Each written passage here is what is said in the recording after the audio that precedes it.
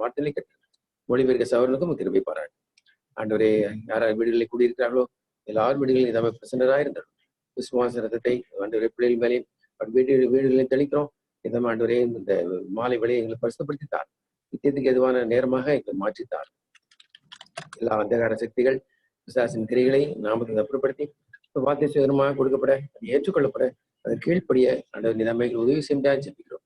எல்லா கணத்தையும் உண்மை செலுத்தி இந்த நெட் கனெக்ஷனோட எல்லாருக்கும் தடையின்றி கிடைக்க உதவி செய்யுமாறு எங்களை தாழ்த்தி மாற உயர்த்தி மறுபடியும் எங்களையும் பிள்ளைகளையும் வீடுகளையும் பரிசுத்தமான எடுக்கப்படுகளாக கொண்டு வந்து ஆண்டவரே நிதாம இந்த வார்த்தைகளை திருப்தி ஆக்குமாறு மாலை கூட்டத்தை எங்களுக்கு ஆஸ்வதி கொடுக்குமாறு நன்றி சொல்லி ஆண்டவராய் இயேசு நாமத்தினாலே தாழ்மொழி வேண்டிக்கிறோம். ஆமென். ஆமென். ஏற்பாடு பண்ணலாம். முதலாவது பாடல் 456 456வது பாடல். இதோ மனுஷர் மத்தியில் தேவாதி தேவனே வாசம் செய்கிறார்.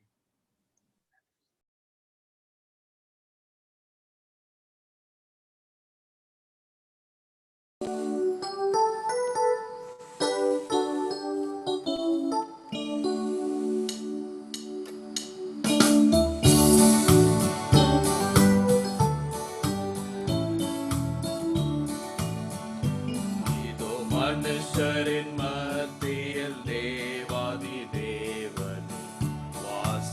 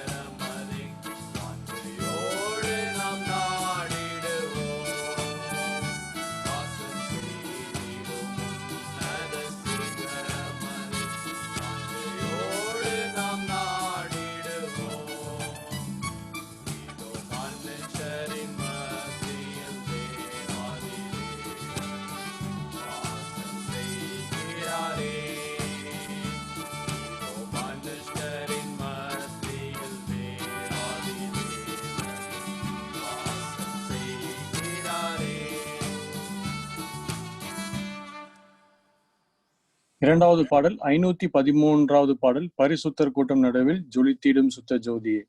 513வது பாடல்.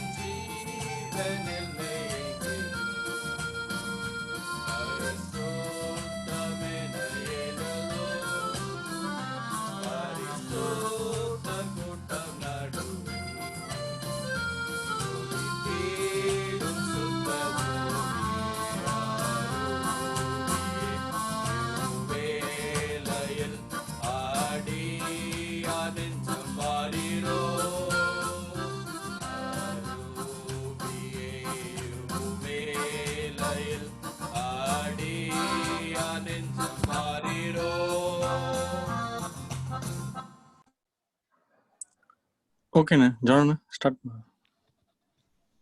Can you hear me? கேக்குதுண்ணே. Praise the Lord. Praise the Lord. கர்த்தருக்கு ஸ்தோத்திரம். I'm very privileged to have fellowship with the saints at Pallavaram. பல்லாவரத்தில் இருக்கிற விசுவாசிகளோடு ஐக்கியம் கொள்வதிலே நான் மிகுந்த பாக்கியம் என்று கருதுகிறேன்.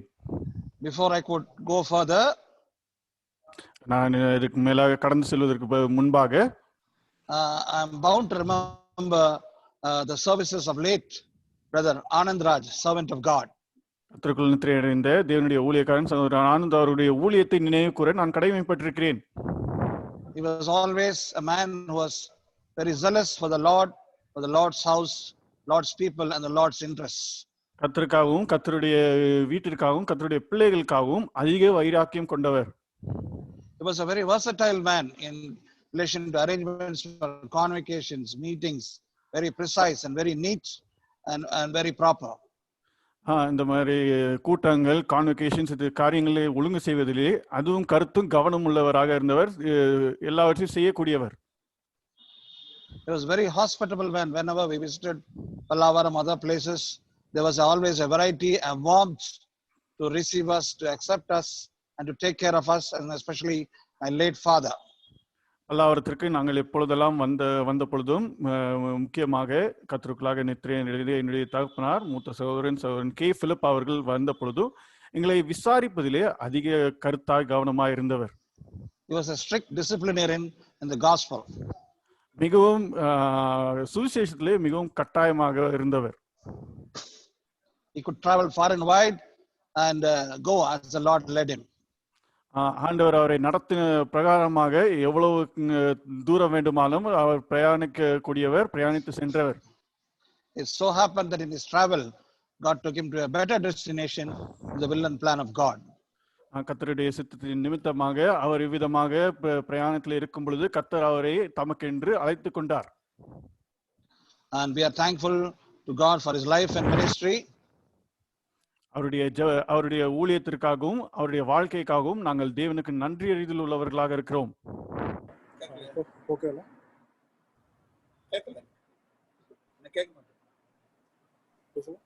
Hello. Jonna. Dashi. I can hear you. Hello. கேக்குதுண்ணா கேக்குது. Hello Dashi. கேக்குதுண்ணா. Speak. Dashi. I can hear now. கேக்குது.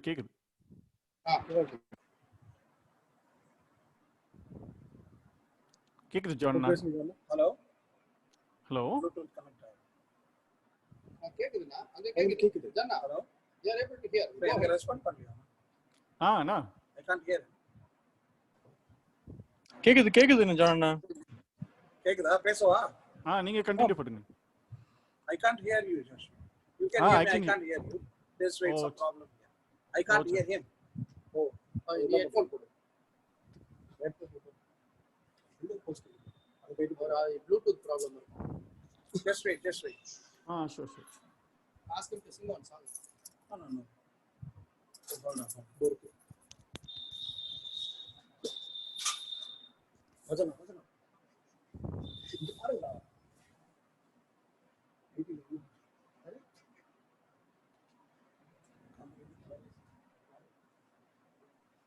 Yes. Hold on, Josh. Sure.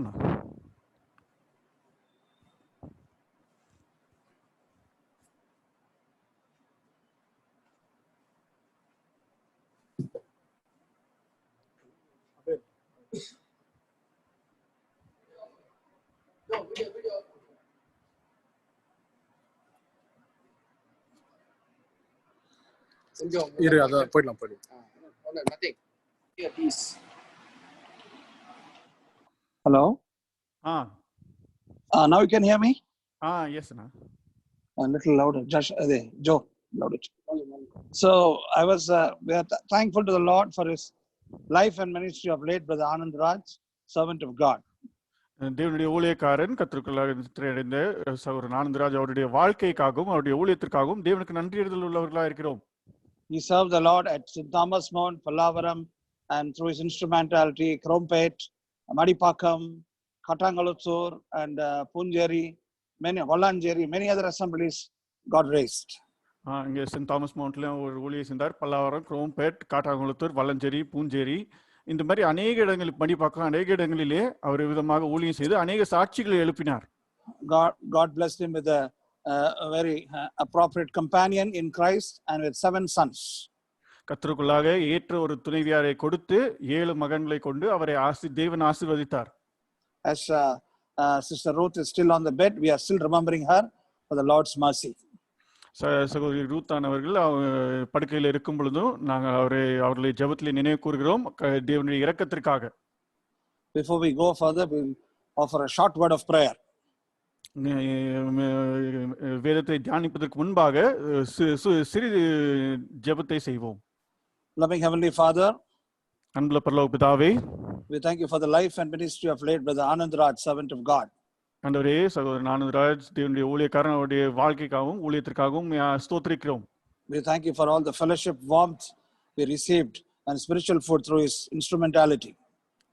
அவரின் மூலமாக நாங்கள் பெற்றுக்கொண்ட ஆவிக்குரிய ஆசீர்வாதங்களுக்காகவும் ஐக்கியத்திற்காகவும் ஸ்தோத்திரிக்கிறோம். We cannot question you because now he is with thee, thou hast taken him in thy will. ஆண்டவரே, உம்முடைய சித்தத்தின் பிரகாரம் நீர் அவரை உம்மிடத்தில் எடுத்துக்கொண்டீர், உம்மை நாங்கள் கேள்வி கேட்க முடியாது. Thank you, Lord, that thou art catering to the family and to the family of God at large because thou art the head. ஆண்டவரே, நீர் சரீரத்திற்கு தலையாக இருக்கிறபடியினாலே குடும்பத்திற்காகவும் ஆண்டவரே தேவனுடைய குடும்பத்திற்கும் நீர் உதவி செய்கிறபடியால் உம்மை ஸ்தோத்திரிக்கிறோம். Think of Sister Ruth, that thou will do a miracle which is impossible, thou will make it possible because without thee we can do nothing. ஆண்டவரே, கூடாத காரியத்தை நீர் உம்மாலே ஆகும். ஆண்டவரே, உம்மை நோக்கி பார்க்கிறோம் சகோதரி ரூத்திற்காக. And at this time, as we are able to meditate on thy word, give us liberty and you speak clearly to one and all. ஆண்டவரே, இந்த நேரத்திலே உம்முடைய வேதத்திலே தியானிக்கும் பொழுது ஆண்டவரே எங்களுக்கு நீர்தாமே சுயாதீனத்தை தந்து நீர்தாமே எங்கள் ஒவ்வொருவரோடும் பேசுவீராக. We pray with thanksgiving in Jesus' precious and mighty name. ஆண்டவரே, நன்றி அறிதலோடு வெளியேற பெற்ற மகத்துவமான ஆண்டவரே இயேசு கிறிஸ்து நாமத்திலே ஏறெடுக்கிறோம் பிதாவே. ஆமென். Amen. Let's turn to a familiar portion in the scripture. நாம் நன்றாய் அறிந்திருக்கிற ஒரு வேதாகம பகுதிக்கு நம்முடைய வேதாகமத்தை திருப்பிக் கொள்வோம். Mark's Gospel chapter 4, reading verses 3 to 8. Mark சுவிசேஷம் 4ஆம் அதிகாரம் 3ஆம் வசனத்திலிருந்து 8ஆம் வசனம் வரைக்குமாக வாசிக்கலாம். I will read one verse and the second verse can be read by Brother Joshi in Tamil.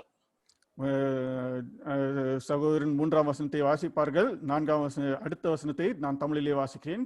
அப்படி மாறி மாறி வாசிப்போம், கேட்கலாம். Mark's Gospel chapter 4, reading verses 3. Mark சுவிசேஷம் 4ஆம் அதிகாரம் 3லிருந்து 8ஆம் வசனம் 3ஆம் வசனத்தை வாசிப்பார்கள். Hearken, behold, there went out a sower to sow.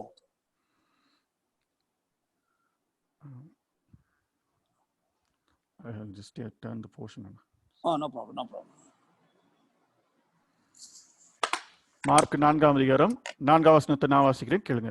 அவன் விதைக்கையில் சில விதை வழி அருகே விழுந்தது, ஆகாயத்து பறவைகள் வந்து அதை பட்சித்து போட்டது.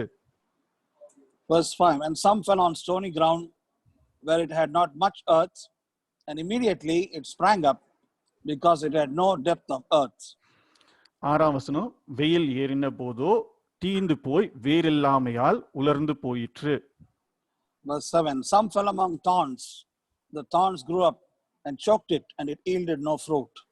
8ஆம் வசனம், சில விதை நல்ல நிலத்தில் விழுந்து ஓங்கி வளர்கிற பயிராகி 1 30, 1 60, 1 100 பலன் தந்தது. Yes, this is a familiar portion which we might have read or heard several times in the meeting. இது நம்ம எல்லாரும் அறிந்த பாகம், அநேக முறை இதை குறித்து கேள்விப்பட்டிருப்போம், வாசித்திருப்போமும் கூட. The sower went out to sow. இங்கே பார்க்கிறோம், விதைக்கிறவன் விதைக்க புறப்பட்டான். Now, what did he sow? அவன் விதைத்தது என்ன? Verse 14 says, 14ஆம் வசனத்திலே, the sower soweth the word. விதைக்கிறவன் வசனத்தை விதைக்கிறான். So we now come to the question, what is the word? Is it so important? இங்கே அடுத்த கேள்வி என்னவென்றால், வசனம் என்றால் என்ன? அது என்ன அவ்வளவு முக்கியமானதா? We turn to John's Gospel, chapter 1, reading verses 1. யோவான் சுவிசேஷம் 1ஆம் அதிகாரத்திற்கு திருப்பிக் கொள்வோம். 1ஆம் வசனத்தை வாசிக்கலாம். In the beginning was the Word, and the Word was with God, and the Word was God. ஆதியிலே வார்த்தை இருந்தது, அந்த வார்த்தை தேவனிடத்தில் இருந்தது, அந்த வார்த்தை தேவனாய் இருந்தது. Now we split it into three. அதை மூன்று பகுதியாக பிரிக்கலாம். In the beginning was the Word. ஆதியிலே வார்த்தை இருந்தது. We are trying to answer the question, what is this word and why it is important? நாம் என்ன அந்த கேள்விக்கு பதிலாக பார்க்கிறோம். இந்த வார்த்தை வசனம் என்றால் என்ன, அது ஏன் முக்கியமானது? Revelation chapter 22 verse 13. வெளிப்படுத்தல் 22:13. It says, I am Alpha and Omega, the beginning and the end, the first and the last. அங்கே நாம் பார்க்கிற வசனமானது, நான் அல்பாவும் ஒமேகாவும் ஆதியும் அந்தமும் முந்தினவரும் பிந்தினவருமாய் இருக்கிறேன். So when we read in the beginning was the Word, that means God himself is the beginner. I am Alpha and Omega, the beginning and the end, the first and the last. அங்கே யோவான் 1ஆம் அதிகாரத்திலே ஆதியிலே வார்த்தை இருந்தது என்று நாம் வாசிக்கும் பொழுது, தேவன் தாமே ஆதியாய் இருந்தார். அவர் ஆதி அல்பாவும் ஒமேகாவும் ஆதியும் அந்தமும் முந்தினவரும் பிந்தினவரும். 2 Peter chapter 1 verse 21. 2 பேதுரு 1ஆம் அதிகாரம் 21ஆம் வசனம். Now the second portion in John 1 says, and the Word was with God. யோவான் சுவிசேஷம் 1ஆம் அதிகாரத்திலே 1ஆம் வசனத்திலே இரண்டாவது பாகமானது, அந்த வார்த்தை தேவனிடத்திலே இருந்தது என்று பார்க்கிறோம். In the beginning was the Word, ஆதியிலே வார்த்தை இருந்தது, and the Word was with God. அந்த வார்த்தை தேவனிடத்தில் இருந்தது. So 2 Peter chapter 1 verse 21 reads like this. 2 பேதுரு 1ஆம் அதிகாரம் 21ஆம் வசனம் இவ்விதமாய் சொல்கிறது, Holy men of God spake as they were moved by the Holy Ghost. தீர்க்க தரிசனமானது ஒரு காலத்திலும் மனுஷருடைய சித்தத்தினாலே உண்டாகவில்லை, தேவனுடைய பரிசுத்த மனுஷர்கள் பரிசுத்த ஆவியினாலே ஏவப்பட்டு பேசினார்கள். That means holy men of God spoke the word of God as they were moved. தேவனுடைய பரிசுத்த மனுஷர்கள் அவர்கள் ஏவப்பட்ட வண்ணம் பரிசுத்த ஆவியினாலே பேசினார்கள். That is how the second line is answered. The word was with God and it came through the holy men of God. அந்த வார்த்தை தேவனிடத்தில் இருந்தது, அந்த வார்த்தை பரிசுத்த மனுஷர்களின் மூலமாக நமக்கு வந்தது. Now the third portion says, and the word was God. அந்த யோவான் சுவிசேஷம் 1ஆம் அதிகாரம் 1ஆம் வசனத்திலே மூன்றாவது பாகம், அந்த வார்த்தை தேவனாய் இருந்தது. Yes, please turn to John's Gospel chapter 1 verse 14. என்னோடு கூட யோவான் சுவிசேஷம் 1ஆம் அதிகாரத்துக்கு திருப்பிக் கொள்ளுங்கள். 14ஆம் வசனம். How do you know the word was God? அது எப்படி அது தேவனாய் இருந்தது என்று நாம் அறிவோம். This verse says, a word was made flesh and dwelt among us. அங்கே 14ஆம் வசனத்திலே தமிழிலே முதல் பாகம், அந்த வார்த்தை மாம்சமாகி நமக்குள்ளே வாசம் பண்ணினார் என்று பார்க்கிறோம். Is God who came down in flesh and dwelt among us. தேவன் தாமே மாம்சமாய் நம்மத்திலே வந்து நம்மத்திலே தங்கினார். That answers the third part. The word was God. அந்த வார்த்தை தேவனாய் இருந்தது என்பதற்கான பதில் அந்த 14ஆம் வசனத்திலே நாம் பார்க்கிறோம். John's Gospel chapter 1 verse 4 reads like this. யோவான் சுவிசேஷம் 1ஆம் அதிகாரம் 4ஆம் வசனம் விதமாக சொல்கிறது, in him was life, அவருக்குள் ஜீவன் இருந்தது, and the life was the light of men. அந்த ஜீவன் மனுஷருக்கு ஒளியாய் இருந்தது. The purpose of God coming down into flesh and to dwell among us is to give life, and that life has given us light. தேவன் தாமே மாம்சத்திலே வந்து நம்மத்திலே வாசம் பண்ணுவதற்கான காரணம், அவர் நமக்கு ஜீவன் தருவதற்காக அந்த ஜீவன் நமக்கு ஒளியாய் இருந்தது. Yes, John 6 verse 63 says like this. யோவான் 6ஆம் அதிகாரம் 63ஆம் வசனம் விதமாக வாசிக்கிறோம். The words that I speak unto you, they are spirit and they are life. நான் உங்களிடத்திலே பேசுகிற வார்த்தை ஆவியாயும் ஜீவனாயும் இருக்கிறது. யோவான் 6:63. Yes, so God and his word are so interconnected, so interlinked, so intertwined. தேவனும் தேவனுடைய வார்த்தையும் இவ்விதமாக ஒருவரோடு ஒரு காரியத்தோடு ஒன்று ஒட்டி பிணைக்கப்பட்டிருக்கிறது. Yes, when God's word communicates, Godhood and life are communicated. தேவன் நம்மோடு பேசும் பொழுது தேவத்துவமும் அவருடைய ஜீவனும் நம்மோடு சம்பாஷிக்கிறதை பார்க்கிறோம். And when God himself speaks, he speaks through his word. தேவன் பேசும் பொழுது அவர் தம்முடைய வார்த்தையை கொண்டுதான் பேசுகிறார். That is how both are interlinked. அவ்விதமாக தான் இந்த இரண்டு காரியமும் ஒன்றோடு ஒன்று இணைந்திருக்கிறதை பார்க்கிறோம். So the first thing we see here is the source of God's word. The source of God's word. தேவனுடைய வார்த்தையினுடைய ஆரம்பத்தை நாம் இங்கே பார்க்கிறோம். The second portion we now go to the security of God's word. இன்னும் இரண்டாவது காரியம் நாம் தியானிக்க செல்வது தேவனுடைய வார்த்தையில் இருக்கிற பாதுகாப்பு. Psalm 119 verse 140 reads like this. சங்கீதம் 119 140 வசனத்தின் விதமாக வாசிக்கிறோம். Thy word is very pure, therefore thy servant loveth it.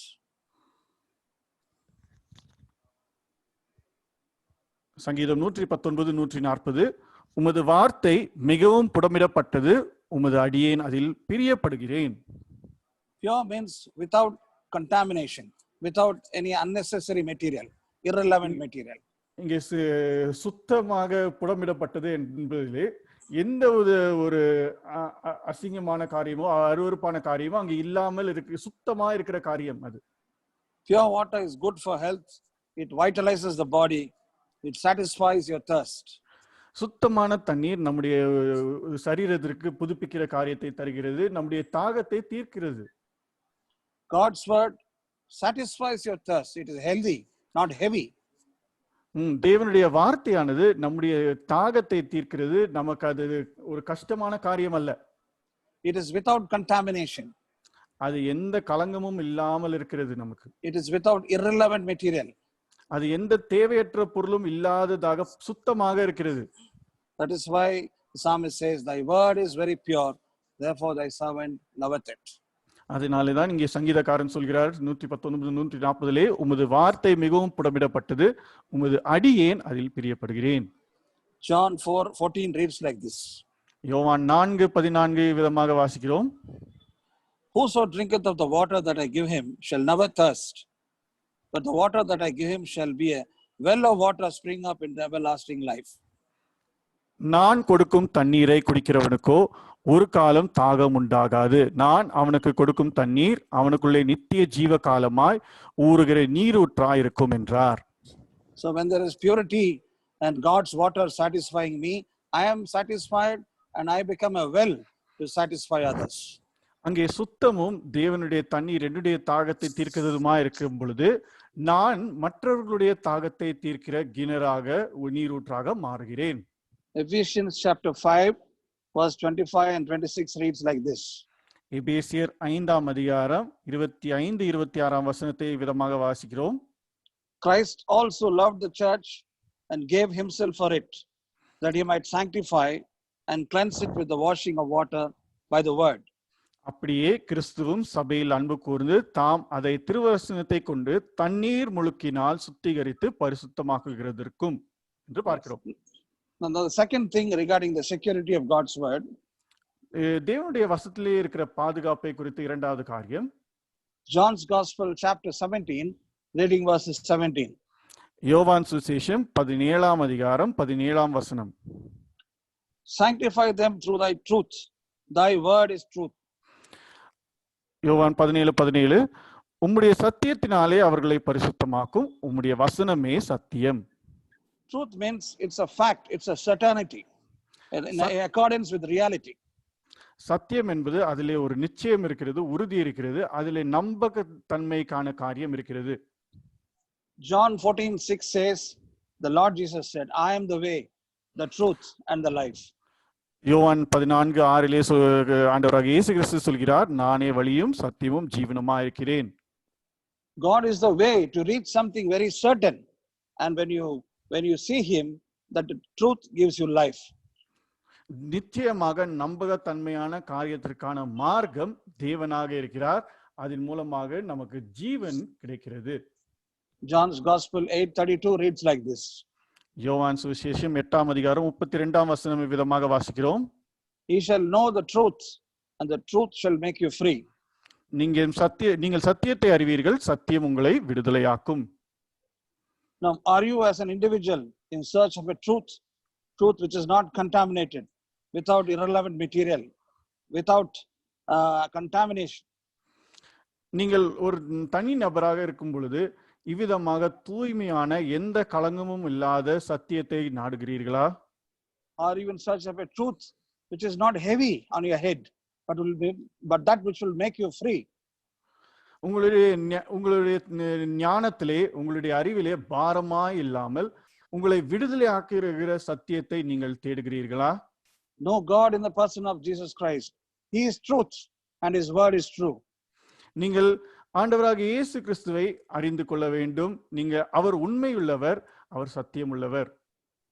And by knowing that we have life, we have liberty. அதை அறிவதின் மூலமாக நமக்கு ஜீவன் கிடைக்கிறது, நமக்கு சுயாதீனம் கிடைக்கிறது. Yes.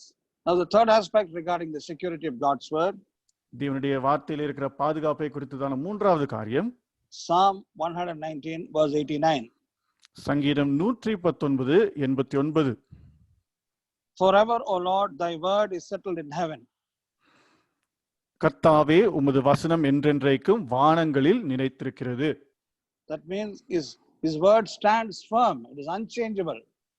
அதற்கு அர்த்தம் என்னவென்றால் அவருடைய வசனமானது, வார்த்தையானது உறுதியா இருக்கிறது, மாற்றப்பட முடியாது. It speaks of dependability.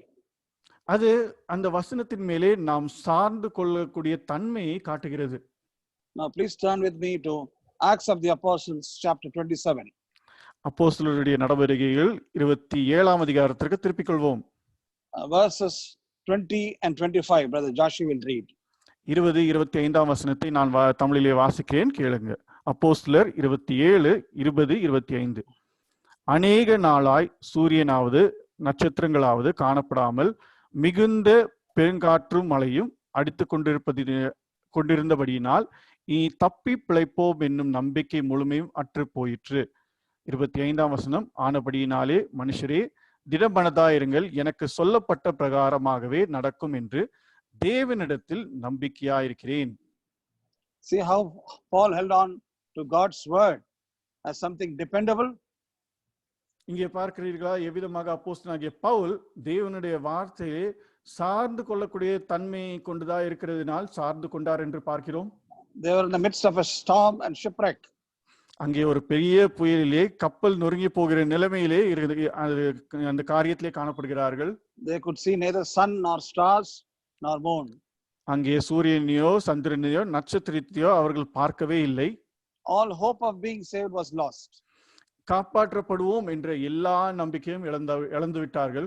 Yet Paul says, I believe God that it shall be even as it was told me. He could hold on to God's word beyond every fear, beyond every discouragement and doubt. எப்பேற்பட்ட நிலைமையாக இருந்தாலும் அங்கே அந்த நேரத்திலே பவுல் சந்தேகம் இல்லாமல், எந்த தயக்கமும் இல்லாமல், எந்தவித சோர்ந்து போகுதலும் இல்லாமல், நான் விசுவாசிக்கிறபடியே எனக்கு ஆகும் என்று தேவனுடைய வார்த்தையின் மீது நம்பிக்கையா இருக்கிறார். And verse 44 says they all returned safe to land. அதே அதிகாரத்திலே 44ஆம் வசனத்திலே பார்க்கும் பொழுது அவர்கள் எல்லாரும் கரைக்கு திரும்பினார்கள் என்று பார்க்கிறோம். God's word is dependable. தேவனுடைய வார்த்தையானது சார்ந்து கொள்ளக்கூடிய தன்மையை உடையது. Fourthly, நான்காவதாக Jeremiah chapter 15 verse 16. எரேமியா 15ஆம் அதிகாரம் 16ஆம் வசனம். Thy words were found and I did eat them. Thy word was unto me the joy and rejoicing of my heart. எரேமியா 15ஆம் அதிகாரம் 16ஆம் வசனம். உம்முடைய வார்த்தைகள் கிடைத்தவுடனே அவைகளை உட்கொண்டேன். உம்முடைய வார்த்தைகள் எனக்கு சந்தோஷமும் என் இருதயத்துக்கு மகிழ்ச்சியுமாய் இருந்தது. சேனைகளின் தேவனாகிய கர்த்தாவே, உம்முடைய நாமம் எனக்கு தரிக்கப்பட்டிருக்கிறது. Joy comes when your expectations are met or when there is something positive. நம்முடைய எண்ணங்களும் நம்முடைய ஏக்கங்களும் நிறைவேறும் பொழுதுதான் அங்கே சந்தோஷம் கிடைக்கிறது, சந்தோஷம் இருக்கிறது. Remember the example of Hannah in the Bible? நாம் வேதாகமத்திலே அன்னாளுடைய உதாரணத்தை நினைவு கூறுவோம். She was praying and praying, but she had a God's registration to make a vow saying, I will give my son to thee. அங்கே ஜெபித்துக் கொண்டே இருக்கிறது மட்டுமல்லாமல் தனக்குள்ளாக ஒரு உள் உணர்வு இருந்தது. ஆண்டவரே ஒரு பொருத்தனை பண்ணும்படியாக எனக்கு ஒரு குமாரனை கொடுத்தால் நான் அந்த குமாரனை திருப்பி கொடுப்பேன். As a result, God gave her a request. அதன் பலனாக தேவன் அவளுடைய ஜெபத்தை கேட்டார். That is how she had joy and rejoicing in the heart. When God's word is revealed to you and it is fulfilled, there is joy and rejoicing. அதன் மூலமாக தான் தன்னுடைய இருதயத்திலே சந்தோஷத்தினாலே நிறைந்திருந்தால், அதே விதமாக தேவனுடைய வார்த்தை நம்மள இருக்கும் பொழுது, நம்முடைய இருதயத்திலே இருக்கும் பொழுது நமக்கும் சந்தோஷம் இருக்கிறது, ஆனந்தம் இருக்கிறது. Any confrontation in your life, go to the God's word and it will give you joy and rejoicing. உங்களுடைய வாழ்க்கையிலே எப்பேற்பட்ட சூழ்நிலை வழியாக சென்றாலும் நீங்கள் தேவனுடைய வார்த்தைக்கு செல்லுங்கள், உங்களுக்கு சந்தோஷமும் ஆனந்தமும் கிடைக்கும். Yes. Next we go to the fifth point, Job chapter 4 verse 4. ஐந்தாவது காரியம் யோபு 4ஆம் அதிகாரம் 4ஆம் வசனம். Thy words have upholden him that was falling, thou hast strengthened the feeble knees. விழுகிறவனை உம்முடைய வார்த்தைகளால் நிற்க பண்ணி தள்ளாடுகிற முழங்கால்களை பலப்படுத்தினீர். Now we have a scripture portion to read. இங்கே நாம் இந்த வேதாகம வார்த்தை இங்கே வாசிக்கிறோம். 1 Samuel chapter 30 1 சாமுவேல் 30ஆம் அதிகாரம் verse 6, 6ஆம் வசனம், verse 8 and verse 18. 1 சாமுவேல் 30ஆம் அதிகாரம் 6, 8, 18. Brother Joshi will read. நான் தமிழிலே வாசிக்கிறேன், கேளுங்க. 1 சாமுவேல் 30ஆம் அதிகாரம் 6ஆம் வசனம் முதலிலே. தாவீது மிகவும் நெருக்கப்பட்டான், சகல ஜனங்களும் தங்கள் குமாரத்திகளின் நிமித்தம் மனக்லேசமானதினால் அவனை கல்லெறிய வேண்டும் என்று சொல்லிக் கொண்டார்கள். தாவீது தன் தேவனாகிய கர்த்தருக்குள்ளே தன்னை திடப்படுத்தி கொண்டான். 8ஆம் வசனம். தாவீது கர்த்தரை நோக்கி, நான் அந்த தண்டை பின் தொடர வேண்டுமா, அதை பிடிப்பேனா என்று கேட்டான். அதற்கு அவர், அதை பின்தொடர், அதை நீ பிடித்து சகலத்தையும் திருப்பிக் கொள்வாய் என்றார். 18ஆம் வசனம். அமலேக்கியர் பிடித்து கொண்டு போன எல்லாவற்றையும் தன்னுடைய 2 மனைவிகளையும் தாவீது விடுவித்தான். See, the background is Amalekites came to Ziklag, took away his wives, took away spoil and burned it with fire. அங்கே இதனுடைய பின்னணி என்னவென்றால், அமலேக்கியர்கள் சிக்லாக்கு வந்து தன்னுடைய மனைவிகளையும் தன்னை கொண்டாடவைகள் எல்லாவற்றையும் எடுத்துக்கொண்டு போய்விட்டார்கள். இது தாவீதுடைய வாழ்க்கையிலே.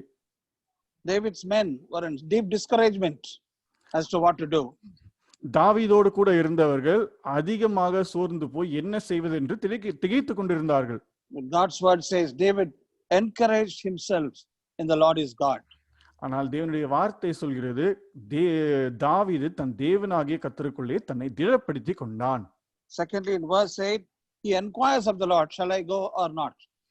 8ஆம் வசனத்திலே பார்க்கிறோம், தேவனுடைய வார்த்தையிலே அவர் ஆராய்ந்து பார்க்கிறார், கேட்கிறார், நான் செய்யட்டுமா செய்ய வேண்டாமா. Yes. And finally in 18 it says he won the battle, he recovered all. 18ஆம் வசனத்திலே பார்க்கிறோம், அந்த யுத்தத்தை ஜெயித்து எல்லாவற்றையும் திருப்பி கொண்டார் என்று பார்க்கிறோம். So any despair, despondency, depression, disheartenment, discouragement, go to God's word and you will recover all. நீங்கள் உங்கள் வாழ்க்கையிலே எந்த இக்கட்டான சூழ்நிலையோ, சோதனையோ, சோர்ந்து போகிற காரியமோ, கவலையான காரியமோ எதுவாக இருந்தாலும் தேவனுடைய வார்த்தையிடம் செல்லுங்கள், உங்களுக்கு எல்லாவற்றையும் தேவன் தருவார். That's why Job says, thy words have upholden him that was falling. At a falling stage, are you falling? Go to God's word. His words will uphold you. And thou hast strengthened the feeble knees. யோபு 4ஆம் அதிகாரம் 4ஆம் வசனத்திலே நாம் வாசித்த விதமாக அதைதான் யோபு அங்கே சொல்கிறார், விழுகிறவனை உம்முடைய வார்த்தைகளால் நிற்க பண்ணி தள்ளாடுகிற முழங்கால்களை பலப்படுத்தினீர் என்று. ஒருவேளை நீங்கள் விழுகிறவர்களாக தள்ளாடுவர்களாக இருந்தால் நீங்கள் தேவனிடத்திலே வாருங்கள். And the sixth thing we see is Psalm 119 verse 9. 6வது காரியம் சங்கீதம் 119ஆம் அதிகாரம் 119ஆம் சங்கீதம் 9ஆம் வசனம். Wherewithal shall a young man cleanse his way? By taking heed thereto, according to thy word. வாலிபன் தன் வழியை எதனால் சுத்தம் பண்ணுவான்? உமது வசனத்தின்படி தன்னை காத்துக் கொள்கிறதுனால் தானே. Psalm 119 105 says, அதே சங்கீதம் 119 105 thy word is a lamp unto my feet and a light unto my path. உம்முடைய வசனம் என் கால்களுக்கு தீபமும் என் பாதைக்கு வெளிச்சமுமாயிருக்கிறது.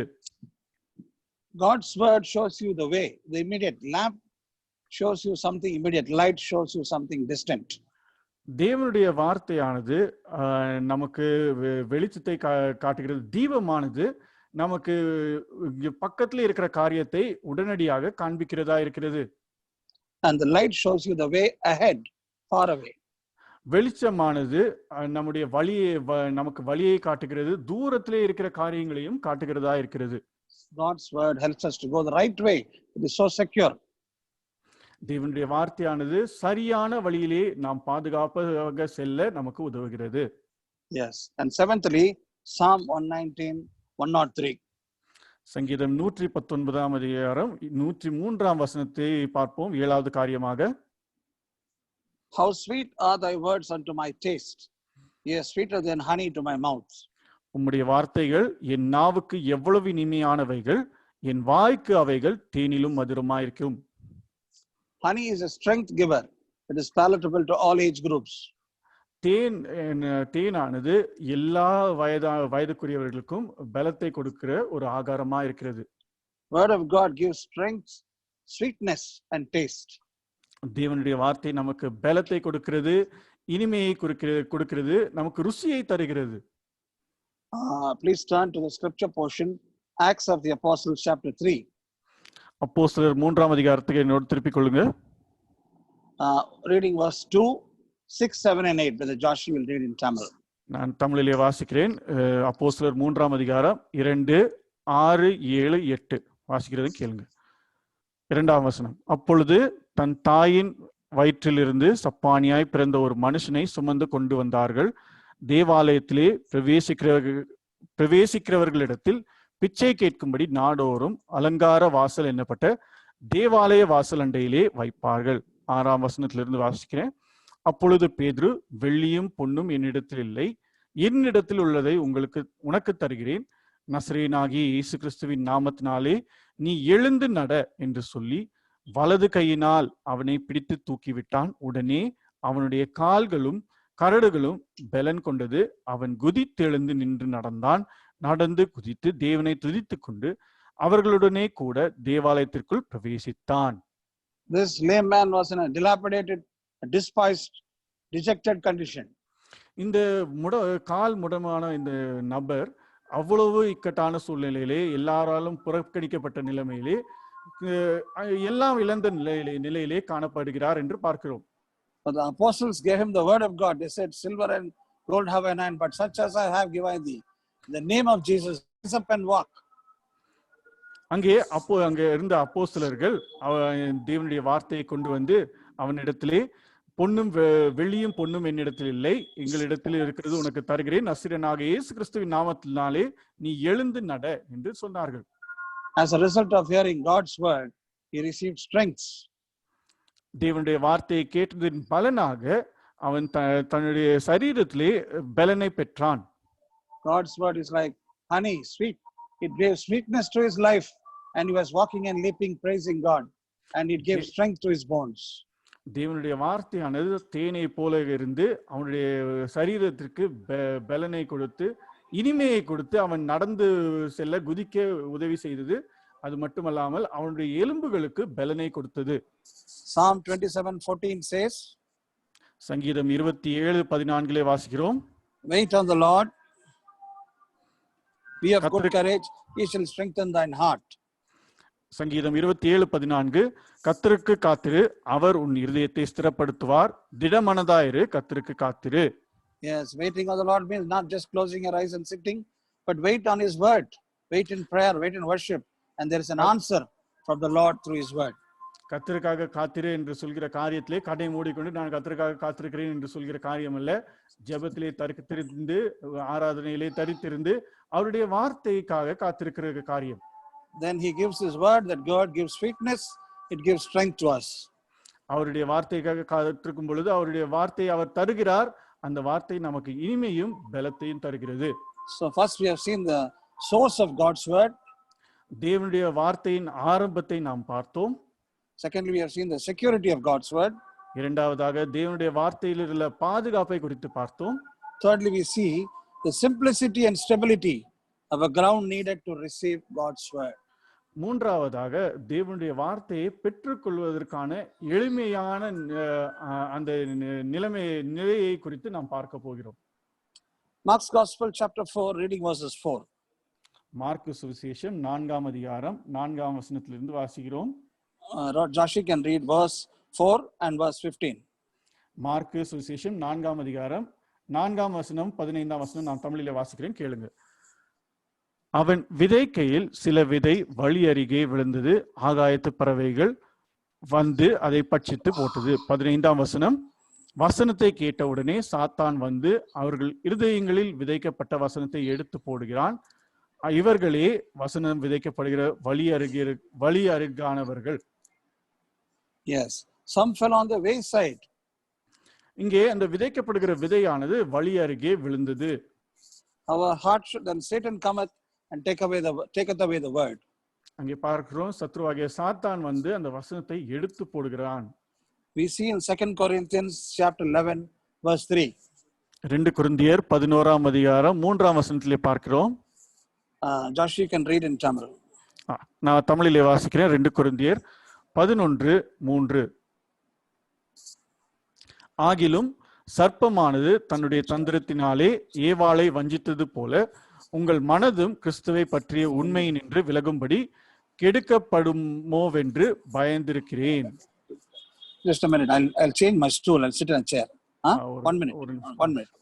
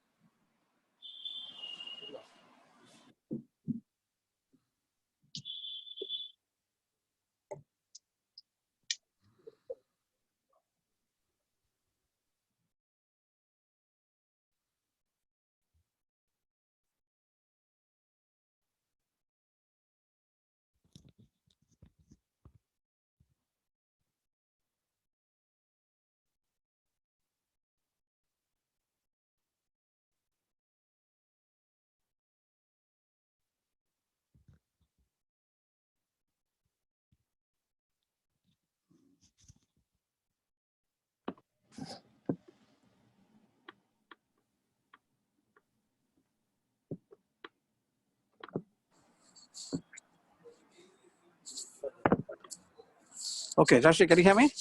Yes, sir. I'm sorry, believers, for the change of seat. Okay, let's go to 2 Corinthians chapter 11, reading verses 3. சிறிய இடையூறுக்காக மன்னித்துக் கொள்ளவும். 2 கொரிந்தியர் 11ஆம் அதிகாரம் 3ஆம் வசனத்திற்கு செல்வோம். Joshi can read it in Tamil. வாசிக்கிறேன், கேளுங்க. ஆகிலும் சர்ப்பமானது தன்னுடைய தந்திரத்தினாலே ஏவாளை வஞ்சித்தது போல உங்கள் மனதும் கிறிஸ்துவை பற்றிய உண்மை நின்று விலகும்படி கெடுக்கப்படுமோவென்று பயந்திருக்கிறேன். Serpent beguiled Eve. இங்கே சர்ப்பமானது ஏவாளை வஞ்சித்தது என்று பார்க்கிறோம். That means what did it do? செய்த காரியம் என்ன? It took away God's word and substituted with its own word. தேவனுடைய வார்த்தையை எடுத்து போட்டு தன்னுடைய வார்த்தையை அங்கே வைக்கிறது காரியத்தை செய்தது. He was deceived and fell into sin. ஏவாள் வஞ்சித்து போய் பாவத்திலே விழுகிறதை பார்த்தோ அறிவோம். That is a wayside heart. When Satan taketh away God's word and puts his own word so that you are deceived to go into a failure. இதுதான் இந்த வழி அருகே விதைக்கப்படுகிற விதை கொப்பான இருதயமா இருக்கிறது. சத்ருவாகிய சாத்தான் தேவனுடைய வார்த்தையை எடுத்து போட்டு வேறே காரியத்தை வைத்து நம்முடைய இருதயத்தை வஞ்சிக்கிறவனா இருக்கிறான். We should not have such a heart. Our heart should be like Acts of the Apostles chapter 17. Read verses 11. அப்பேற்பட்ட இருதயம் உள்ள உடையவர்களாய் நாம் இல்லாமல் அப்போஸ்தலர் 17ஆம் அதிகாரம் 11ஆம் வசனத்திலே நான் வாசிக்கிற விதமாக நம்முடைய இருதயம் இருக்க வேண்டும். அதை வாசிப்போம். The believers at Berea received the word with all readiness of mind and searched the scriptures daily whether they were so. அங்கே பார்க்கிறோம் அப்போஸ்தலர் 17:11. அந்த பட்டணத்தார் மனோவாஞ்சையாய் வசனத்தை ஏற்றுக்கொண்டு காரியங்கள் இப்படி இருக்கிறதா என்று தினந்தோறும் தேவ வாக்கியங்களை ஆராய்ந்து பார்த்ததினால் தெசலோனிக்கே உள்ளவர்களை பார்க்கிலும் நற்குணசாலிகளாய் இருந்தார்கள். Satan says, is it so? Did God say you will be like this? He is trying to convince you.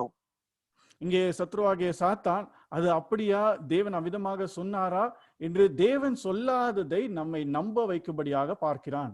The believers of Berea were searching the scriptures whether what they received the word were really true, whether they were so. They were in the other extreme. ஆனால் இந்த பெரியா பட்டணத்தில் இருக்கிற விசுவாசிகளோ மற்றொரு கட்டத்தில் இருக்கிறார்கள். அவர்கள் பெற்றுக்கொண்ட வார்த்தை அவ்விதமாக இருக்கிறதா, தேவனுடைய வார்த்தை இது சொல்கிறதா என்று ஆராய்ந்து பார்த்தார்கள் வசனத்தை. That is how our heart should be, not like a wayside heart. இந்த வழி அருகே விதைக்கப்படுகிற விதைக்கு ஒப்பாக நம்முடைய இருதயம் இல்லாமல் இவ்விதமாக ஆராய்ந்து பார்க்கிற இருதயமாக நம்முடைய இருதயம் இருக்க வேண்டும். Today you may be receiving so many things, hearing so many things everywhere, and you're doubting, but your duty and my duty is to receive but search the scriptures whether they be so. If the scripture doesn't support it, that means it is not from God. இங்கே இன்றைய காலகட்டங்களிலே நாம் அநேக காரியங்களை குறித்து கேட்கலாம், அநேக காரியங்களை குறித்து அறியலாம். அது ஒரு பக்கத்துல இருந்தாலும் அதை பெற்றுக்கொள்கிற நிலைமையில இருக்கும் நாம் அது விதமாக இருக்கிறதா என்று வேத வாக்கியங்களை ஆராய்ந்து பார்க்க வேண்டியவர்களாக இருக்க வேண்டும். Yes. Now the second ground which is needed is Mark's Gospel chapter 4, reading verse 5 and 6 and 17. இரண்டாவது வகையான நிலம் மார்க்கு சுவிசேஷம் 4ஆம் அதிகாரம் 5ஆம் வசனம் 17ஆம் வசனம் வாசிக்கலாம். மார்க்கு 4, 5, 17. 5, 6 and 17. மன்னிக்கவும் 5, 6, 17. சில விதை அதிக மண்ணில்லாத கற்பாறை நிலத்தில் விழுந்தது. அதற்கு ஆழமான மண்ணில்லாததினாலே சீக்கிரத்தில் முளைத்தது. வெயில் ஏறி போன போதோ தீந்து போய் வேறில்லாமையால் உலர்ந்து போயிற்று. 17ஆம் வசனம். தங்களுக்குள்ளே வேர்கொள்ளாதபடியால் கொஞ்ச காலம் மாத்திரம் நிலைத்திருக்கிறார்கள். வசனத்தின் நிமித்தம் உபத்திரவமும் துன்பமும் உண்டானவுடனே இடரல் அடைகிறார்கள். இவர்களே கற்பாறை நிலத்தில் விதைக்கப்பட்டவர்கள். Stony ground, a hardened heart, no root in themselves. கற்பாறையான நிலம், அங்கே கடினமான நிலம், அங்கே அதற்குள்ளாக எந்த வேரும் பிரவேசிக்க முடியாத நிலைமை. An example of a stony heart was Pharaoh. பார்வோன் தான் இந்த கல்லான இருதயத்திற்கு ஒரு நல்ல உதாரணம். He heard the word through Moses to let my people go. He would say yes, but then he hardened his heart. He would not let the people go. தேவனுடைய தாசன் மோசேயினிடத்திலிருந்து தேவனுடைய வார்த்தையை என்னுடைய ஜனத்திலே போக விடு என்ற வசனத்தை கேட்பான், சரி என்று சொல்வான். அதன் பிறகு இருதய கடினத்தினாலே தன்னுடைய இருதயத்தை கடினப்படுத்திக் கொள்வான். His ego, his popularity, his rule and his authority was afflicting his mind. He couldn't come down to God's level. அவனுடைய பெருமை, அவனுடைய ஆளுகை தன்மை, அவனுடைய மற்ற காரியங்கள் எல்லாம் அவனை தேவனுடைய சிந்தைக்கு வராமல் அவனை தடுத்தது. So we should not be like that. When the servants of God give God's word, we should humble and come down to God's expectations, putting away our stony heart. தேவனுடைய பிள்ளைகள் மூலமாக தேவனுடைய வார்த்தையை கேட்கும் பொழுது பார்வோனை போல் இல்லாமல் நம்மை தாழ்த்தி கொண்டு தேவனுடைய மன சிந்தனைக்கு நம்மை மாற்றிக்கொள்ள வேண்டியவர்களா இருக்க வேண்டும். That way the people of God will receive God's blessing and God's freedom. அப்படிப்பட்ட நிலைமையிலே தான் தேவனுடைய பிள்ளைகள் தேவனுடைய ஆசீர்வாதத்தையும் தேவனுடைய சுயாதீனத்தையும் பெறுவார்கள். Thirdly, we see Mark's Gospel chapter 4, reading verse 7. மூன்றாவதாக மார்க்கு சுவிசேஷம் 4ஆம் அதிகாரம் 7ஆம் வசனம். சில விதை முள்ளுள்ள இடங்களில் விழுந்தது. முள் வளர்ந்து அது பலன் கொடாதபடி அதை நெருக்கி போட்டது. Yes, the thorny ground, thorns grew and choked, no fruit. இது மூன்றாவது வகையான நிலமா இருக்கிறது. அங்கே முள்ளுள்ள நிலம், அங்கே எந்த விதமான பலனும் இல்லை. 2 Timothy 4:10 reads like this. 2 தீமோத்தேயு 4ஆம் அதிகாரம் 10ஆம் வசனம் இவ்விதமாக வாசிக்கிறோம். Demas hath forsaken me, having loved the present world. ஏனென்றால் தேமா இப்பிரபஞ்சத்தின் மேல் ஆசை வைத்து என்னை விட்டு பிரிந்து போய்விட்டான் என்று பார்க்கிறோம். A thorny heart turns away your heart from God, his house, his people, and his interests, and his saints.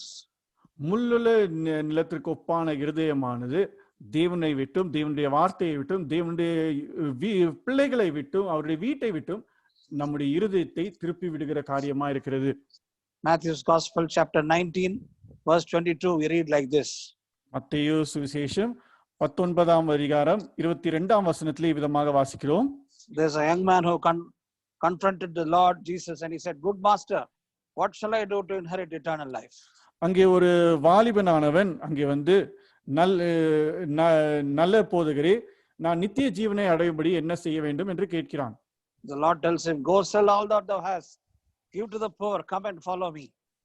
அங்கே தேவன் அவனுக்கு பதிலாக வந்து, நீ உனக்கு உண்டானவைகளை எல்லாம் விற்று தரித்திரருக்கு கொடு, அப்பொழுது உனக்கு பரலோகத்திலே பொக்கிஷம் உண்டாயிருக்கும், அதன் பின்பு என்னை பின்பற்றி வா என்றார். But the Bible says the young man went away sorrowful because he had great possessions. அங்கே வேதாகமம் விதமாக எழுதுகிறது, அந்த வாலிபனானவன் அதிக துக்கத்தினாலே திரும்பி போனான், ஏனென்றால் அவன் ஆஸ்தி உள்ளவனாய் இருந்தான். That's why a thorny heart, the cares of this world and the riches corrupt our love for Christ and our faith in him. இந்த முள்ளுள்ள நிலத்திற்கு ஒப்பான இருதயமானது நம்முடைய இந்த உலகத்திற்குரிய காரியமும் இந்த உலகத்திற்குரிய கவலையினாலே நம்முடைய இருதயத்தை நிரப்பி நம்மை தேவனிடத்திலிருந்து எடுத்து போடுகிறதா இருக்கிறது. That's why 1 John 2, verse 15, 16, 17 is important to read. Joshua will read. 1 யோவான் 2ஆம் அதிகாரம் 15, 16, 17 வசனங்களை நான் வாசிக்கிறேன். முக்கியமான காரியங்கள் வாசிக்கும் போது கேளுங்க, நீங்கள் உங்களுடைய வேதத்துல வாசிங்க. 1 யோவான் 2ஆம் அதிகாரம் 15, 16, 17. உலகத்தில் உள்ளவைகளிலும் அன்பு கூறாதிருங்கள். ஒருவன் உலகத்தில் அன்பு கூர்ந்தால் அவனிடத்தில் பிதாவின் அன்பில்லை. ஏனெனில் மாம்சத்தின் இச்சையும் கண்களின் இச்சையும் ஜீவனத்தின் பெருமையும் ஆகிய உலகத்தில் உள்ளவைகள் எல்லாம் பிதாவினால் உண்டானவைகள் அல்ல, அவைகள் உலகத்தினால் உண்டானவைகள். உலகமும் அதன் நிச்சயம் ஒளிந்து போம், தேவனுடைய சித்தத்தின்படி செய்கிறவனோ என்றென்றைக்கும் நிலைத்திருப்பான். Yes, he that doeth the will of God abideth forever. தேவனுடைய சித்தத்தின்படி செய்கிறவனோ என்றென்றைக்கும் நிலைத்திருப்பான். Now, how do we do the will of God? தேவனுடைய சித்தத்தை எவ்விதமாக செய்வது? That leads us to the actual message of the Lord Jesus Christ. Our heart should be a good ground. Mark's Gospel, chapter 4, verse 20. தேவனுடைய சித்தத்தை எவ்விதமாக செய்ய முடியும் என்ற கேள்விக்கு பதில்தான் மார்க்கு சுவிசேஷம் 4ஆம் அதிகாரத்திற்கு திருப்பிக் கொள்வோம். அதிலே நல்ல நிலத்திற்கு ஒப்பான இருதயத்தை கொண்டவர்களுக்கான பதிலை தான் அது கூறுகிறது. மார்க்கு சுவிசேஷம் 4ஆம் அதிகாரம். On the good ground, we hear the word, receive it, and bring forth fruit. Mark சுவிசேஷம் 4:20. அந்த வசனத்தை கேட்டு ஏற்றுக்கொண்டு 1:30, 1:60, 1:100 பலன் கொடுக்கிறார்கள். இவர்களே நல்ல நிலத்தில் விதைக்கப்பட்டவர்கள் என்றார். An excellent example is Paul's life. After his conversion from such a treacherous graph, his conversion led to bringing forth more fruit for the Lord. இதற்கு ஒரு ஏற்ற உதாரணம், சிறந்த உதாரணம் அப்போஸ்தலனாகிய பவுலினுடைய வாழ்க்கை. அவர் எப்பேற்பட்ட வாழ்க்கையிலிருந்து மனம் திரும்பி எப்பேற்பட்ட கனி கொடுக்கிற வாழ்க்கைக்கு மாறினார் என்று நாம் அறிவோம். Yes, and Jesus tells Peter, when thou art converted, strengthen thy brethren. He was a great instrument for the salvation of many. அங்கே ஆண்டவராகிய இயேசு கிறிஸ்து பேதுருவினிடத்திலே சொல்கிற காரியம், நீ மனம் மாறின உடனே நீ உன்னுடைய சகோதரர்களை பலப்படுத்து என்று சொல்கிற காரியத்தை பார்க்கிறோம். The Ezekiel 36:26 says, a new heart will I give you, a new spirit will I put within you. Kindly read. எசேக்கியேல் 36:26 வசனம் வாசிக்கலாம்.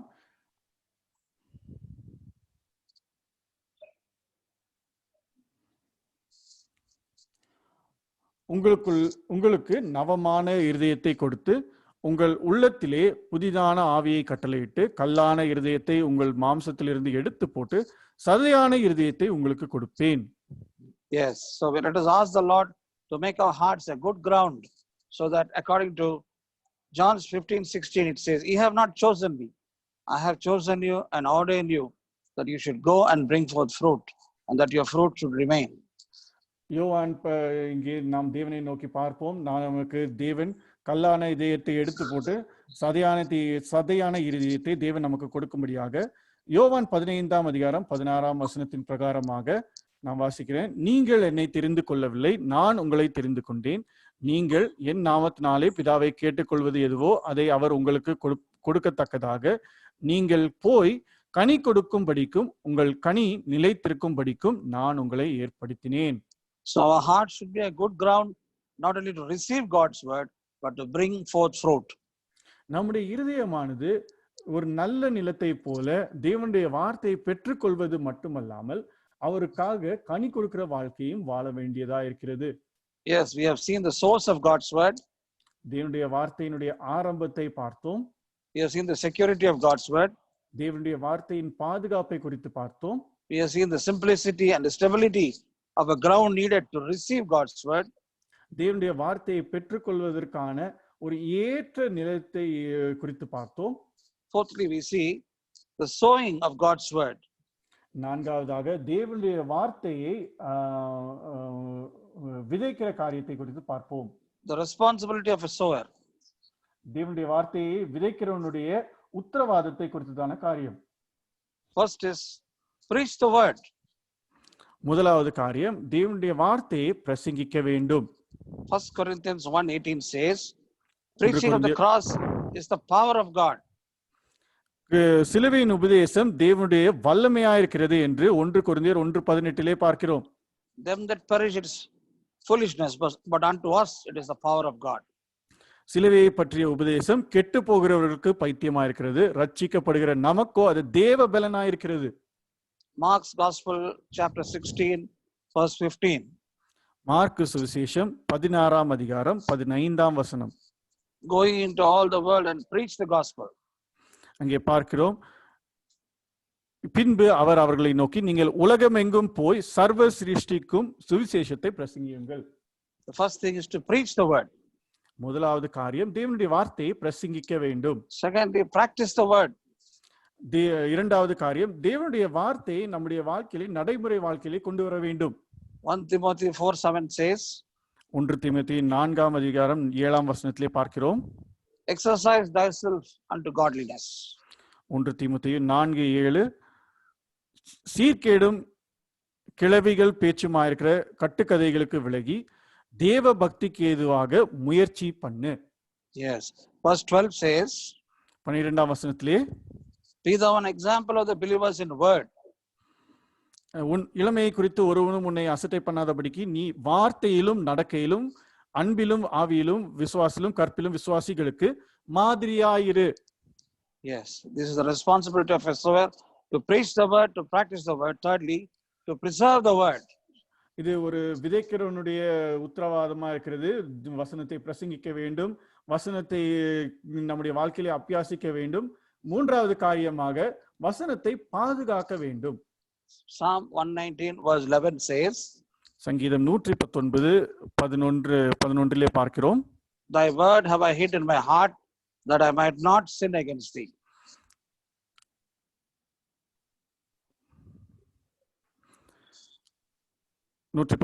சங்கீதம் 11ஆம் வசனம், நான் உமக்கு விரோதமாய் பாவம் செய்யாதபடிக்கு உமது வாக்கை என் இருதயத்தில் வைத்தேன்.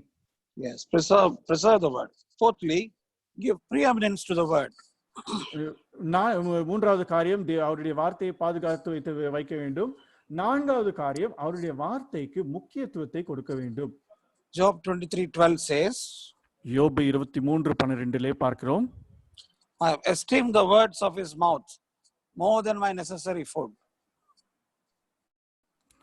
யோபு 23:12 அவர் உதடுகளின் கற்பனைகளை விட்டு நான் பின்வாங்குவதில்லை, அவருடைய வாயின் வார்த்தைகளை எனக்கு வேண்டிய ஆகாரத்தை பார்க்கிலும் அதிகமாய் காத்துக்கொண்டேன். Colossians 1:18 says that in all things he might have the preeminence. கொலோசியர் 1ஆம் அதிகாரம் 18ஆம் வசனம் திருப்பிக் கொள்வோம்.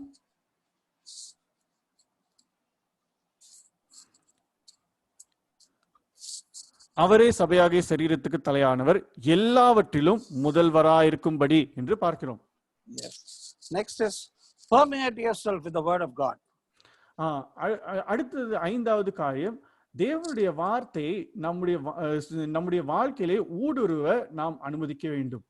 Colossians chapter 3 verse 16 reads like this. கொலோசியர் 3ஆம் அதிகாரம் 16ஆம் வசனம் விதமாய் சொல்கிறது, Let the word of Christ dwell in you richly in all wisdom and understanding.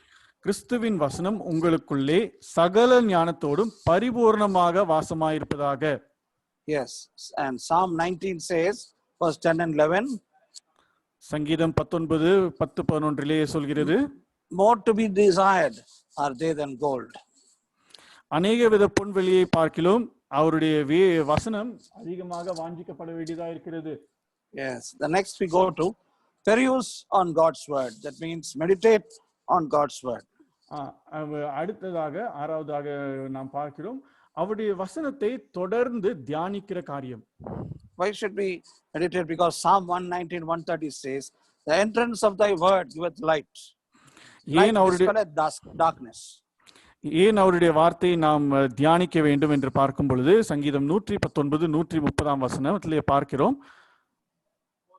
உம்முடைய வசனத்தின் பிரசித்தம் வெளிச்சம் தந்து பேதைகளை உணர்வுள்ளவர்களாக்கும் என்று பார்க்கிறோம். அவருடைய வார்த்தை நமக்கு வெளிச்சத்தை தந்து இருளை அகற்றுகிறதா இருக்கிறது. Yes. Hebrews chapter 4 reading verse 12. Kindly read. எபிரேயர் 4ஆம் அதிகாரம் 12ஆம் வசனம் நான் வாசிக்கிறேன், கேளுங்க. எபிரேயர் 4:12. தேவனுடைய வார்த்தையானது ஜீவனும் வல்லமையும் உள்ளதாயும் இருபுறமும் கருக்குள்ள எந்த பட்டயத்திலும் கருக்கானதாயும் ஆத்மாவையும் ஆவியையும் கணுக்களையும் ஊனையும் பிரிக்கத்தக்கதாக உருவ குத்துகிறதாயும் இருதயத்தையும் நினைவுகளையும் யோசனைகளையும் வகையறுக்கிறதாயும் இருக்கிறது. Yeah, it's quick and powerful. அவருடைய வார்த்தை ஜீவனாயும் வல்லமையாயும் இருக்கிறது. And it discerns the thoughts, intents of the heart. It goes right inside like a scanner to see where I stand with God and with my fellow brother. இருதயத்தையும் இருதயத்தின் நினைவுகளையும் அது தேவனுடைய வார்த்தையானது வகை அறுக்கிறது என்று சொல்லும் பொழுது, ஒரு கருவியானது நம்முடைய இருதயத்தை எவ்விதமாக ஆராய்கிறதோ அந்த விதமாக என்னுடைய சகோதரனை குறித்ததாக என்னுடைய இருதயத்தில் இருக்கிற காரியங்களை ஆராய்ந்து அறிகிறதா இருக்கிறது. Yes, and also how I stand with the Lord in my relationship. The word of God will put me on the right track.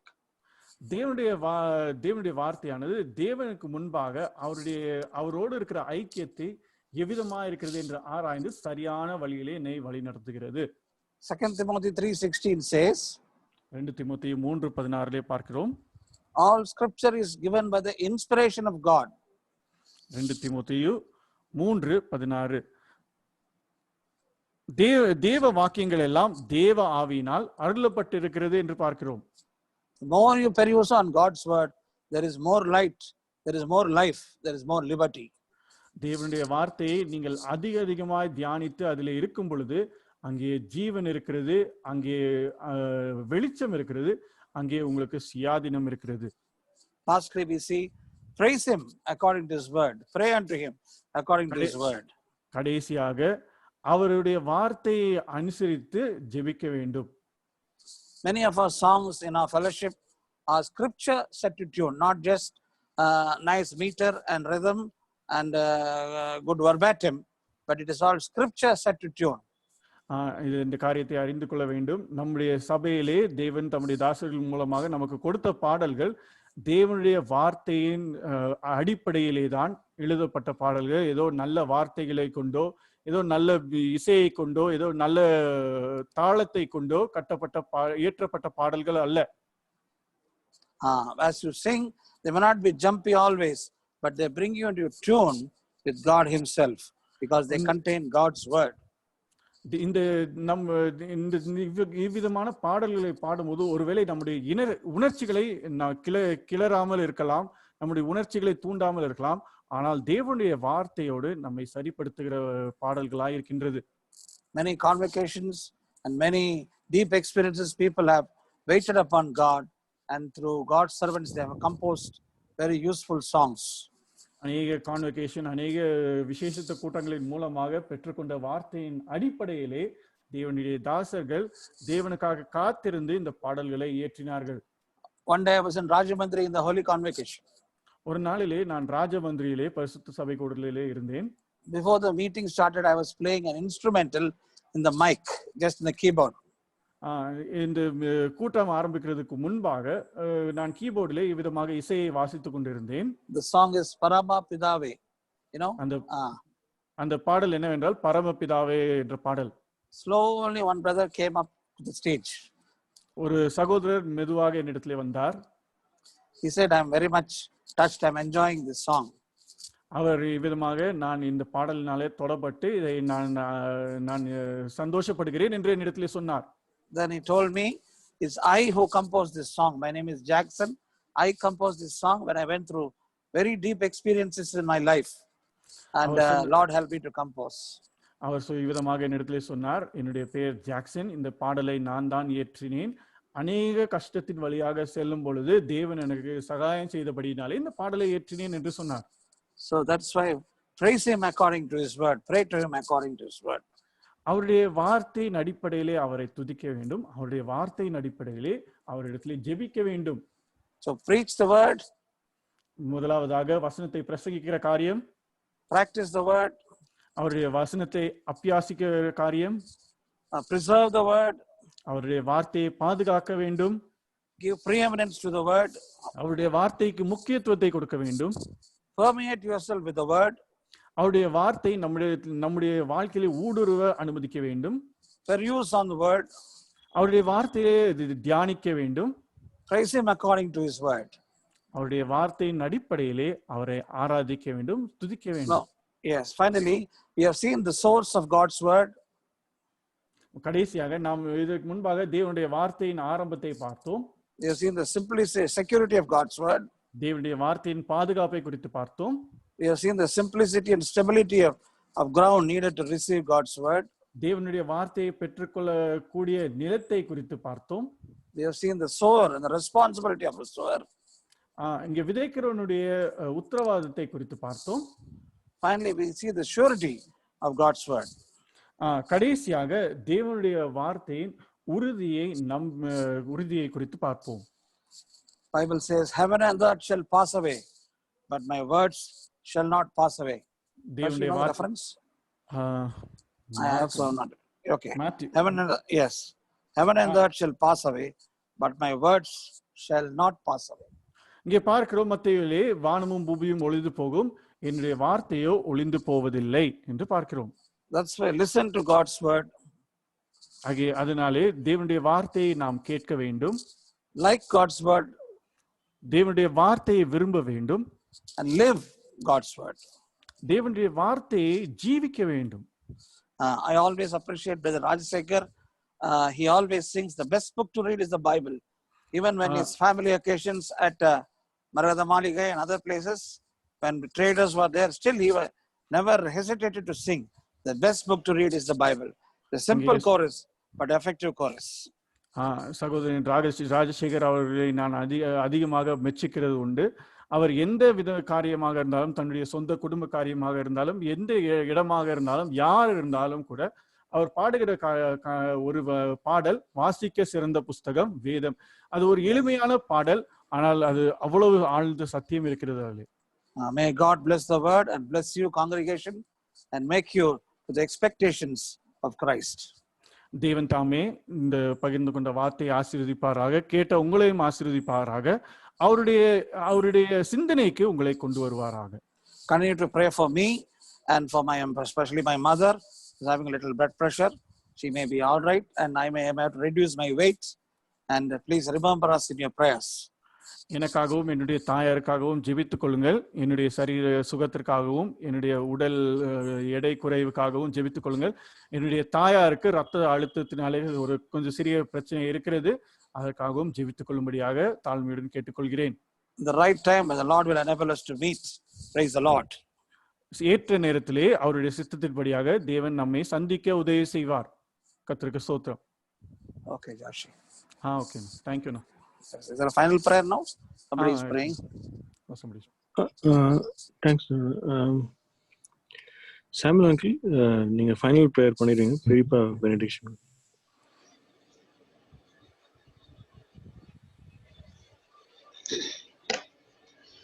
ஜனநாயக கர்த்தாவே, சர்வபிதாவே, எல்லா நாமங்களுக்கு மேலாக உயர்த்தப்பட்ட ஆண்டவர் இரட்சகருமாகிய இயேசு கிறிஸ்துவின் வைத்த உன்னத நாமத்தை பணிந்து கொள்கிறோம். இந்த நாளிலே நம்முடைய சமூகத்திலே சகோதரர் ஜான் பிலிப் அவர்கள் மூலமாக கொடுக்கப்பட்ட தேவனுடைய வார்த்தைக்காக நன்றி செலுத்துகிறோம். தேவனுடைய வார்த்தை எவ்வளவு முக்கியமானது என்பதை எங்களுக்கு எடுத்துரைத்து அதற்காக சோத்திரிக்கிறோம். மார்க் ஆண்டவரே, 4 3 8 மட்டுமாக எங்களுக்கு சொன்ன வார்த்தைகளுக்காக சோத்திரிக்கிறோம். ஆண்டவரே, விதைக்கிறவர் விதைக்கும் போது அங்கே சில விதைகள் வழியருகே விழுந்தது, கற்பாறையில் விழுந்தது, முள்ளுகளிடத்தில் விழுந்தது. ஆண்டவரே, இப்படியாக நான் இராதபடிக்கு ஆண்டவரே சாத்தான் வழியருகே விதைக்கப்பட்ட போது ஆண்டவரே வசனங்களை பறிக்க போட்டான்னு பார்க்கிறோம். கற்பாறையிலே கடினமான காரியங்களை பார்க்கிறோம். உலக கவலை மற்ற காரியங்கள், முள்ளுகள காரியங்கள் பார்க்கிறோம். சலபதாவே, நல்ல எண்ணத்தில் விதைக்கப்பட்ட விதையை போல ஆண்டவரை 1 30 100 பலன்களை கிருபை செய்வீராக. தேவனுடைய வார்த்தையினுடைய முக்கியத்துவத்தை குறித்து எங்களுக்கு பேசினீர். தேவனுடைய வார்த்தையின் பாதுகாப்பை குறித்து பேசினீர். தேவனுடைய வார்த்தையின் வெளிச்சத்தை குறித்து எங்களுக்கு பேசினீர். தேவனுடைய வார்த்தை எவ்வளவு மேன்மையானது என்று பேசினீர். தேவனுடைய வார்த்தையை கொடுக்கிற ஊழியர்களை குறித்து பேசினீர். ஆண்டவரே, எவ்வளவு மேன்மையானது, வார்த்தையுடைய முக்கியத்துவத்தை குறித்து பேசினீர். ஆண்டவரே, இப்படியாக தேவனுடைய வார்த்தையின் ஆண்டவரே அநேக வார்த்தைகளை கொண்டு தேவனுடைய வார்த்தை எவ்வளவு முக்கியம், எவ்வளவு பாதுகாக்கிறது, எவ்வளவு வெளிச்சமாக இருக்கிறது என்று சொல்லி அநேக முக்கியமாக சங்கீதம் 119 கொடுத்த வசனங்களுக்காக சோதரிக்கிறோம். ஆண்டவரே, தேவரே, நம்முடைய வார்த்தையை எங்களுக்குள்ளாக பதிக்க கிருபை செய்வீராக. ஆண்டவரே, நல்ல எண்ணத்தில் விதைக்கப்பட்ட வசனத்தை போல பற்றிக்கொள்ள எங்களுக்கு கிருபை செய்வீராக. பரையாப்பட்டனத்தை போல நம்முடைய வார்த்தையை கேட்டு ஆண்டவரே தியானித்து ஆண்டவரே அதை காத்துக்கொள்ள ஆராய்ந்து பார்க்க அதன் எண்ணத்திற்கு எங்களை உதவி செய்யும்படியாக வேண்டிக் கொள்கிறோம். கொடுக்கப்பட்ட வார்த்தைக்காக சோதரிக்கிறோம். ஆண்டவரே, கொடுக்கப்பட்ட தேவனுடைய தாசனுக்காக நன்றி செலுத்துகிறோம். அவர் கூட அந்த ஹெல்த்திலே எடை குறைய வேண்டும், உதவி செய்யும்படியாக வேண்டிக் கொள்கிறோம். ஆண்டிக்காக வேண்டிக் கொள்கிறோம். அவங்களுக்கு பிளட் பிரஷர் இருக்கிறது, ஆண்டவரை பாதுகாக்க முடியாத சுகத்தை கொடுக்க முடியாத வேண்டிக் கொள்கிறோம். தொடர்ந்து ஆண்டவரை ஜானி எடுத்து உபயோகப்படுத்த முடியாத வேண்டிக் கொள்கிறோம். ஆண்டவரை தடையில்லாமல் வார்த்தையை பெற்றுக்கொள்ள இந்த நாளில் கிருபை செய்தியை சோதரிக்கிறோம். மீண்டுமாக தேவனுடைய வார்த்தையின் முக்கியத்துவம், தேவனுடைய வார்த்தையின் வெளிச்சம், தேவனுடைய வார்த்தை அதிலே தேவனா இருந்தது, அந்த வார்த்தை எங்களுக்கு வந்தது என்று பார்க்கிறோம். ஆண்டவரே, இது சாதாரண வார்த்தை இல்லை, இது தேவனுடைய வார்த்தை, தேவனாக இருக்கிற வார்த்தை என்று சொல்லி தெளிவாக திட்டமாக கொடுத்ததுக்காக சோதரிக்கிறோம். நீ வாழ்கிறதா வாழ்க என்று வாழ்த்துகிறோம். தொடர்ந்து எங்களோடு இருப்பீராக. எல்லா கடமும் செலுத்துகிறோம். நீ வாழ்க என்று வாழ்த்தினவர்களாக எங்கள் ஜபத்தை ஆண்டவர் இரட்சகருமாகிய இயேசு கிறிஸ்து நாமத்திலே துதி சோத்திரத்துடன் வேண்டிக் கொள்கிற எங்கள் பரம்பிதாவே, ஆமென். நம்முடைய கர்த்தராகிய இயேசு கிறிஸ்து கிருபையும் பிதாவின் தேவனுடைய அன்பும் பரிசுத்தாவின் ஐக்கியமும் வழிநடத்தலும் என்றும் என்றும் சதா காலையும் நம்ம அனைவரோடு எப்பொழுதும் இருப்பதாக. ஆமென். Amen. Praise the Lord, John. Praise the Lord. Thank Praise you Praise for the the Lord, John. privilege. God bless you. Thank you. We keep praying for you. Oh, thank you. Thank you so much. Thank you. Praise the Lord. Tashi, thank you. Kali, thank you. Thank you. Samuel, brother. Thanks. Thank you. Praise the Lord to everybody. Praise the Lord.